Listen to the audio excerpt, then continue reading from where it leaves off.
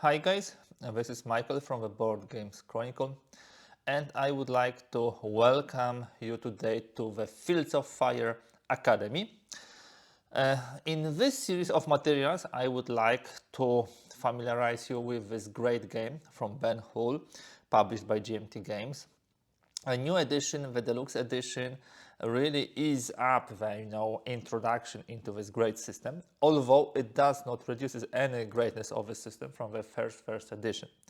In this series of materials, I will be going through some manuals which are already in this box and will be playing step by step all the rules. If you know this game by heart, probably this will not be the best videos and introduction for you. You might wait a bit for my session reports, which are usually much more detailed and uses much more rules. Although if you played it in the past and you don't remember the rules or you are new to Fields of Fire, I believe you will find it interesting. Those, let's say, lessons we shall base on the Rifle Company Infantry Regiment manuals. There are two of them in the rulebook. The first one is the introductory one. It has like 6 runs, 3 for platoons and 3 for companies, and we should go through them. Doing such short videos of around 15 minutes is also, from my perspective, best way to divide, these learning materials in the, let's say, easy to digest chunks, and this will be my approach. So today we'll talk about platoon assault course and activation and movement. Then we'll go through other runs like attacking enemy position and potential contact, and then we'll do similar things for company. This thing will help me actually, so the manual, to run you through those things. I might sometimes check it to see what we have there. Without further ado, I will start here. Let me reset this to 1. Yeah, I was playing this scenario recently, this training exercise. So what do we have here are all the components needed for this training exercise. We have map here, and map in Fields of Fire is, let's say, created from the cards. You can see open fields here in the middle. You have some orchard growth to the back, to the sides, and you can see the woods here with a hill at the top. The goal of this run is pretty straightforward. We have a first platoon here with some additional weapons like bazooka, mortar, a forward observer, and MG, and we want all of them to get to the third row. We need to approach this third row in kind of a secure way. So we'll be using something which they call in manual skirmish mode. So we'll not concentrate all the units in one place, but we'll disperse them. So it will be much safer for them to get to the last row, and they will not be decimated by one mine or one mortar fire, which when you are concentrated might have a devastating effects, of course, on the platoon. So this is the goal of this run. What we need for this, we need those several units here. We'll need the day marker, we'll need the game turn marker, and also first platoon activation sheet, because it will be showing us how many actions we can take with this. Checking if we need anything else. I don't believe so. This will be everything. We'll be doing the references to the rule book, and honestly, for this exercise, you don't need to read the rule book end to end. We might want from time to time, check some of the rules, like for the communication, but in essence, you can learn this game from those exercises. And this is exactly what we will do. I will also be using some exposed markers, which will be very, very helpful. Now, here, two things which I would like to mention. First of all, sequence of play. We have here very detailed sequence of play. We'll be running from this during our, exercise in order for you to get familiar. We'll skip a lot of phases. They will not be applicable in this run. For First of all, you don't see any enemies here, but I want you to get used to this. And second is the command display. Command display is a very important thing. It shows your HQs, be it company HQ, platoon HQs, and so on, and how many commands they have. And the commands allow them to give the order to subordinate, let's say, subordinate HQs or to the units they directly manage. For example, company HQ can give the order to first platoon HQ, and then they can give the order to their units within their platoon. We'll be tracking them here, we'll be also saving some of them for the future turns, and it will also allows you to keep track who already moved, who already performed the actions, so on and so forth. Here we'll be tracking the game turn. And depending on the level, and we'll not talk about this in this video, on the level of the HQ, whether it's veteran, green or regular, there will be different number of commands you can save from game to game, from turn to turn, and also there will be different number of commands you can spend depending on the visibility. These are the small things which we will learn later on. The last thing we need is the action deck from which we'll be drawing the cards. These are multi-purpose cards. I love them because you have a lot of things here. How much command you will have, the resolution of the attack, random numbers, hit effects. Then you have also here the space for some special actions in the game. You draw several cards and see whether a particular symbol occurred. Really nice thing, and no dice at all, guys. Okay, guys, I believe we should start. It will be a short exercise. We just need to get from here to here in a safe manner. We'll be tracking turns. Usually the Fields of Fire games have 10 turns, sometimes 12. So let's see how quickly we can do it without enemy, with no fire, just simply going in the secure way. So we start here from sequence of play. Turn 1, friendly higher HQ event phase. Normally, from turn 2, starting turn 2, we'll be drawing the card and checking for some random events. Maybe some tank company will help us, maybe some ammunition will come, so on and so forth. In this exercise, we'll be skipping this phase, we'll not be doing this. Now, then we have phases, our phase and enemy phase. If this is the scenario in which we attack, first we'll have friendly command phase, and then we'll have offensive mission enemy action phase. If we are the defenders, it will be reversed. First we'll have defensive mission enemy activity phase, and then our friendly command phase. Normal thing, if we attack, we first move, then enemy. If we defend, the enemy first moves, and we then act. So those two things will happen. So there is no defensive mission enemy activity phase because there is no enemy, and we'll also be skipping with offensive mission combat patrols enemy activity phase because there is no enemy on the map. How to say, shortened version of the sequence of play is here on the command display. So you can see friendly higher HQ event phase. We skip it. Then we have enemy activity phase in defensive missions. We skip it. Then we have friendly command phase, and this we will be playing. Yes. What do we do in friendly command phase? The higher level HQs are giving orders to subordinate HQs here. Those HQs gain commands and use them to order their units to take actions, of course. There is no battalion HQ here on the map. It's usually represented outside of the map. In this scenario, there is also no company HQ. So the assumption is they are off map, and we completely disregard in this scenario battalion HQ, not involved in this exercise.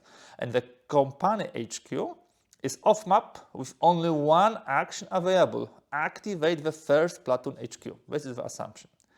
So what happens when they give this action? They will be activated, and we'll need to draw for how many commands we have. By the way, the HQs which are outside map, like company HQ in this case and battalion HQ, we do not track their commands. So what happens now? The first platoon HQ was activated, so we will draw for commands in this impulse and use them either to give orders to its units or to take actions itself. If they were not activated, because now in friendly command phase we have activation segment, they potentially can take part in this initiative segment. The friendly command phase is divided in two sections, activation segment. If you are activated, you usually can take many more actions. And then you have initiative segment. It's, how to say, activation segment means your superiors tell you to do something, you are getting the order from them and you act. Initiative segment, it's much more from your own initiative. It's usually less commands, but still you can do some of the stuff. So we will draw from the top of action card and we look at the card. We have a card 30, and when we talk about the commands we look here, and this is activation segment, so we look at the the larger number on the helmet 3. That means that our HQ, Platoon HQ, has 3 orders, 3 commands, let's say, which they can execute. And what they will do? They will start activating the units. And here, let's pause for a moment. In order for those guys to be able to give orders to other units, they need to be able to communicate with them. This is one of the most important concepts in fields of fire. There are various types of communication. It might be via phones, via radios, and so on. In this exercise, as you can see, they have no radios, no phones, nothing like this. So there is only one way of communication. This is called visual verbal. I encourage you to read this very short section in the rule book, page 27, 4.3.1, visual verbal. The important thing is that visual verbal is a very limited type of communication. In order to be in visual verbal communication, both units must be unpinned, so they need to be fresh, and both must be in the same area of a card. That means that when we start moving through the cards, you can be in different areas of the cards. Here it will not apply in this simple example, but it's worth to remember. Simply, they will need to be on the same card for the HQ to be able to give the orders to those guys. Okay, this is important note and important thing to remember. Now, we'll start ordering the units. So what shall we do? First of all, we want to push forward, and this is the staging area of the map, always secure, and from this you enter the actual map. The moves in fields of fire can be done, from the card to card, I would say vertically, diagonally, and just, across. So they will give first order, we spend the order to the 1.1 platoon, they will move here. Now, when we are moving, we are exposed because, we are moving. So we need to mark that we are exposed with the expose marker.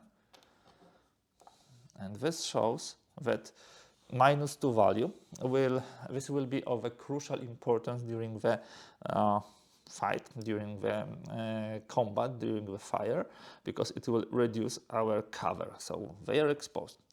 Another command is being spent here, and they move also. So let me put the exposed here. And the third one moves here. We spent a command in a moment. Okay, so there are no available commands. Activation complete. And if we have 0 commands, activations, we put them here. Activation complete, 0 commands. Should we save some of them, we will move from the top to the bottom, actually. So we used all the commands in the activation segment. And all those guys are now, of course, exposed. One thing which might be of importance for you is just a reference to the command and control actions.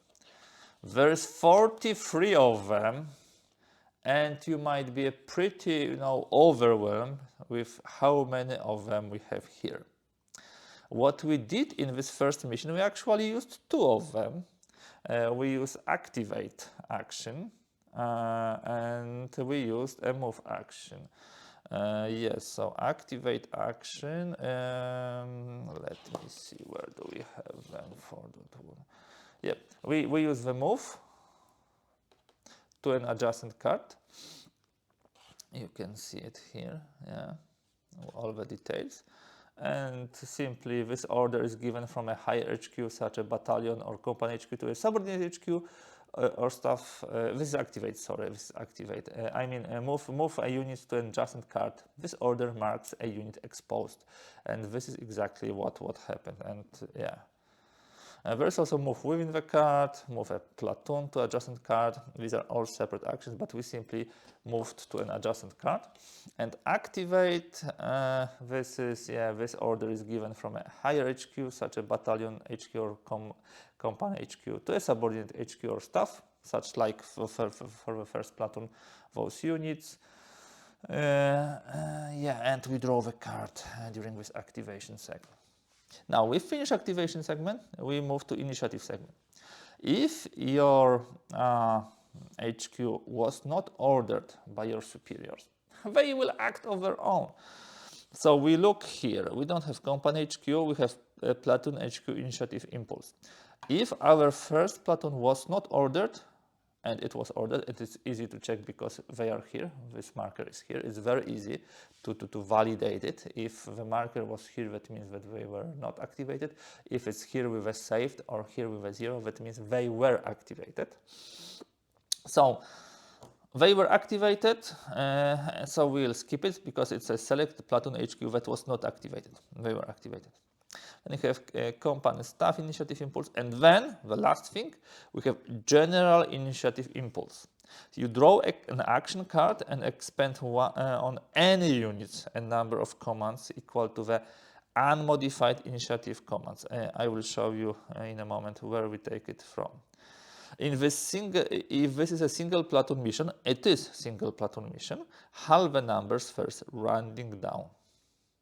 And those orders cannot be saved. So what we do here in this general initiative, we draw a card, we look at the smaller number, this is 2, because this is a single platoon, let's say mission, we divide it by 1, so we have 1 order of a general initiative, and we need to think what we would like to do with this single order.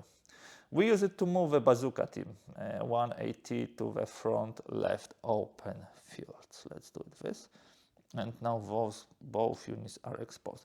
We can use 1 marker to mark both of them. We can use 2 markers.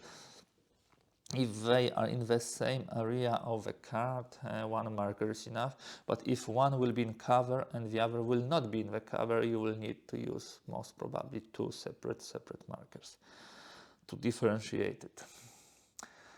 Okay, so when we go to offensive mission combat patrols enemy activity phase, we skip it because there is no enemy. Mutual capture and retreat phase. Nobody with no enemies, there is no possibility for this, and honestly, our recruits are determined to see the assault course through. None of them have given up yet, and I'm just reading from the manual. So no mutual capture and retreat, no anti-tank combat and vehicle movement phase, no mutual combat phase because there are no enemies. You see the reference here from here. And then we have a cleanup phase, and in cleanup phase we'll have some other things happen because we will remove the exposed markers. Yeah, they moved, and we'll progress the game turn.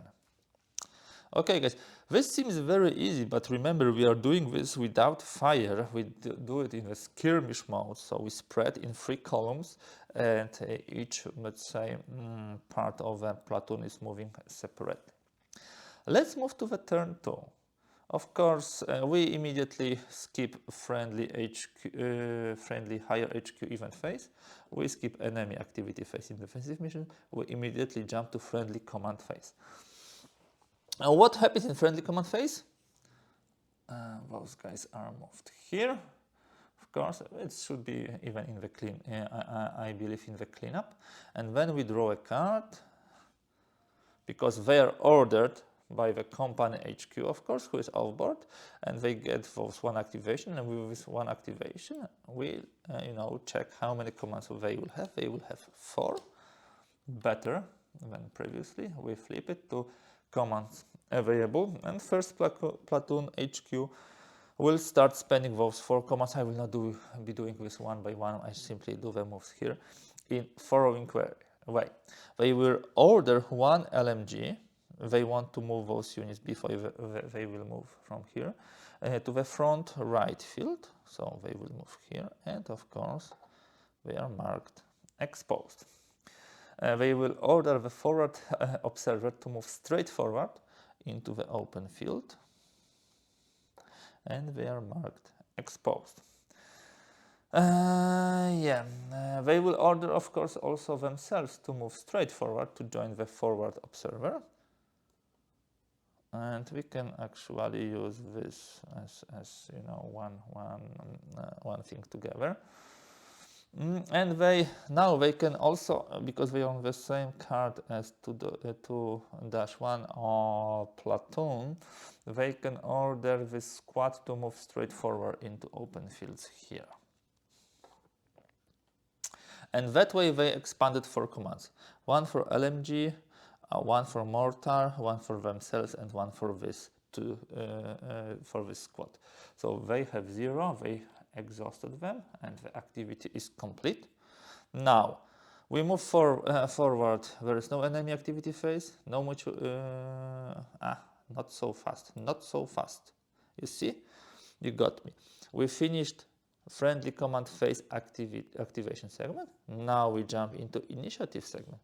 And in initiative segment, we don't have any of those company HQ initiative impulse, platoon HQ initiative impulse, company staff initiative impulse, because there is no company HQ, no company staff, and platoon has activated. We jump into general initiative impulse, and we draw a card. And how many? Again, we have 2, and because this is 1 platoon, so we have only 1. General initiative, and I believe we need to push somebody from the left. Let it be this unit, and we mark them exposed. See, guys, I clipped the counters for my version of the game, and I think they look very nice. I forgot this. I simply like it. I will be quite honest. Okay, what else? Cleanup phase. We remove the exposed markers here, yeah.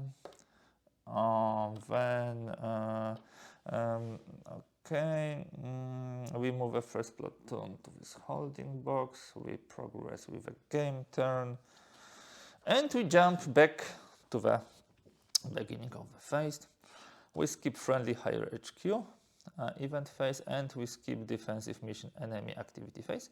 We immediately jump to friendly command phase. Again, the off-map company HQ gives activation to the first platoon HQ, and what they will do, we'll draw the top action card from the deck to see how many actions they will have. 4. Very nice. By the way, again, depending of type of a unit, veteran, regular, or green, you will have this value modified. So they have as many as 4 actions. This is good. What they will do, we need to push forward. Remember about our task to reach the third row, so we need to push forward. We'll order the mortar forward observer to move straight ahead, and they are exposed. Then we move themselves to the right column of the current row, where 3.1 and 1 LMG are. And of course, because they moved, they are also exposed. Second command. And the third and fourth will be moving those 2 guys forward. and marking them exposed. They can be placed under one marker, they can be actually split into. So these were the 4 commands. They use all the commands, so activation complete. We finished activation segment, we jump to initiative segment. Again, we skip those, but we move to general initiative impulse. We draw a card, and we have 3. And what do we do? If it's a single Platoon mission, halve the number first, rounding down. So unfortunately, we have only 1 here. And where should we use this one? Maybe we'll move bazooka. They are behind, yeah, lagging behind. And this is the end of friendly command phase. Now offensive missions, nothing happens here. Mutual capture, nothing. Anti-tank combat, nothing. Mutual combat phase, also nothing. And we go to the cleanup phase. In the cleanup phase, we remove exposed. We are getting proficient with this. Now we are moving those guys to display. And we progress with the turn. We are getting there. It's turn 4. The skirmish formation makes us move much slower than in the if we were concentrated. So let's push a bit forward. Now what we do, again, we skip this, we jump immediately to friendly command phase. We are ordered from the off-map company HQ. We draw a card. We see that we have 4 commands. And with 4 commands will be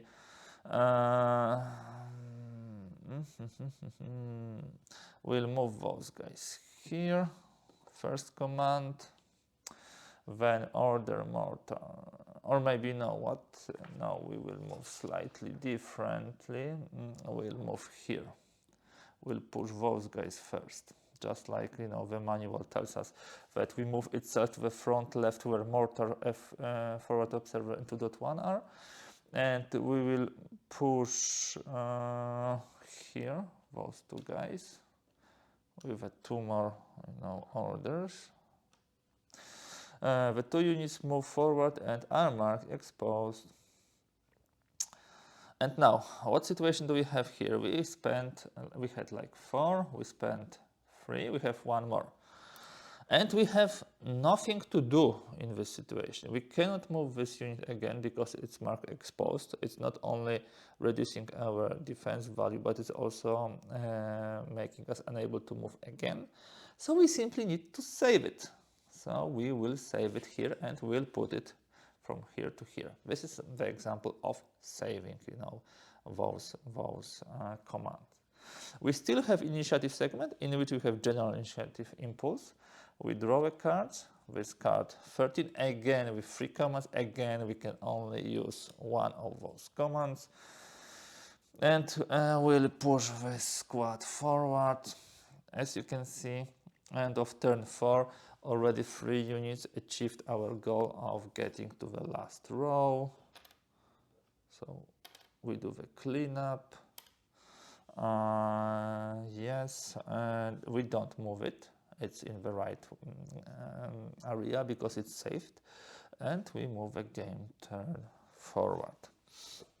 The last turn. So what happens now? We move it here. Actually, we should move it here. So resetting the command track in turn 4 cleanup phase. We should not leave it here, we should move it here. Why we do it that way?